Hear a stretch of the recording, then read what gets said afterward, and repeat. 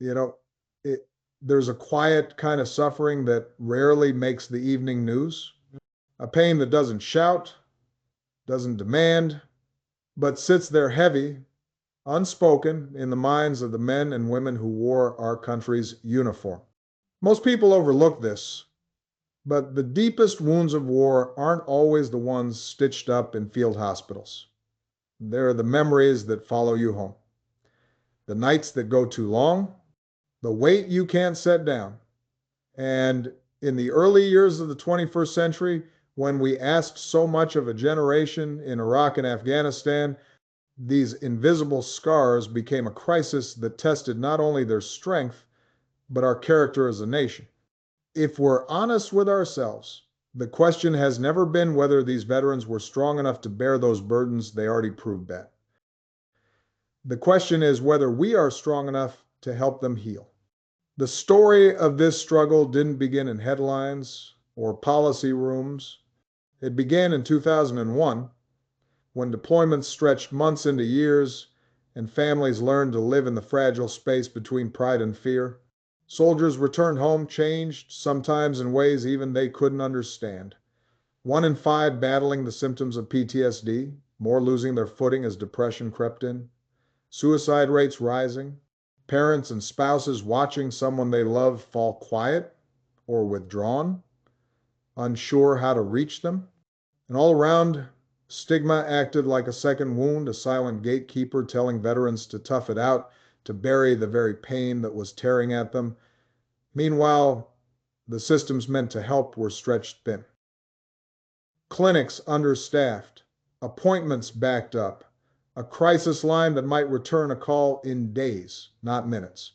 So the burden grew heavier, and the nation faced its own reckoning, a moral debt to those who had served, a promise that their sacrifice would not be answered with neglect. And slowly, through task forces, partnerships, and new commitments, we tried to turn that tide, hiring thousands of mental health providers, expanding access, building supports that didn't rely on veterans reaching out first, but met them where they were, sometimes just in time. When I look back on my own role in that moment, I think about the responsibility that comes with the office, a responsibility that never lets you sleep easy when people are hurting. I remember signing executive orders meant to cut through bureaucracy, standing with service members and their families, hearing their stories, the pride, the fear, the frustration. I remember those conversations in the Oval Office where someone would say, "Mr. President, we can do more." And feeling that familiar mix of urgency and humility, because you learn quickly that no one person, no single action can mend wounds carved by war. You learn that progress comes in increments, a crisis line that answers in seconds instead of days, a peer support program that catches someone before they slip through the cracks. And I'll admit, there were nights I'd go home and think about the veterans I'd met during my time organizing in Chicago, men who carried their battles long after the parades ended. I'd think about the mothers who held back tears in meeting rooms, asking only that their sons and daughters be seen. And in those moments, I understood something simple, almost painfully so. Leadership isn't about being thanked. It's about showing up steady and persistent even when the wins are small and the work is slow. In the end, this issue forces us to consider what it truly means to honor service, not the ceremonies or the speeches, but the deeper obligation, the one that tests our democracy at its core. Because caring for veterans is not charity, it's justice. It's the recognition that freedom carries a cost, and those who paid it deserve more than our gratitude. They deserve our action. And in that sense, the struggle of veterans tells a larger story about human nature and the choices we make together. Trauma isolates, but healing requires connection. War divides people from their past selves, but recovery invites them back into community. And while technology and telehealth can help bridge distances, especially for those in rural towns, no innovation can replace empathy. No app can remove the stigma that still keeps too many silent.